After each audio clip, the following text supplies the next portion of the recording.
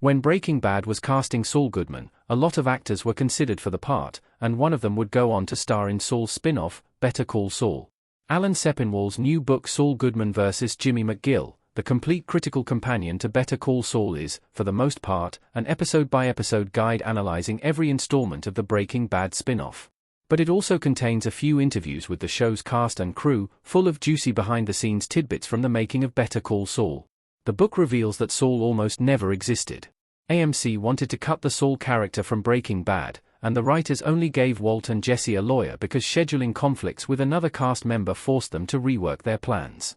There was even a slim chance that Saul wouldn't be played by Bob Odenkirk, the comedian-turned-thespian who made the character so beloved that he earned his own show, and the alternative casting would have changed everything. Bob Odenkirk was always Breaking Bad's top choice for Saul Goodman, but Michael McKean was also considered for the role. Jimmy could have been played by Chuck. In Saul Goodman vs. Jimmy McGill, Better Call Saul's co-creator and co-showrunner Peter Gould explains that when they were casting the role of Saul in Breaking Bad, Odenkirk was at the top of everyone's list. But several other actors were considered for the part. Gould doesn't remember most of the other candidates, because he was a huge Mr. Show fan and was hoping that Odenkirk would get cast. There's only one other candidate he does remember, Michael McKean. McKean would, of course, go on to play Jimmy McGill's brother Chuck in the spin-off. In many ways, Chuck is Jimmy's exact opposite. He takes himself very seriously, he does things steadfastly by the book, and he thinks that his brother's practices make a mockery of the law. McKean was so great at playing Jimmy's mortal enemy that it's tough to imagine him as Jimmy himself.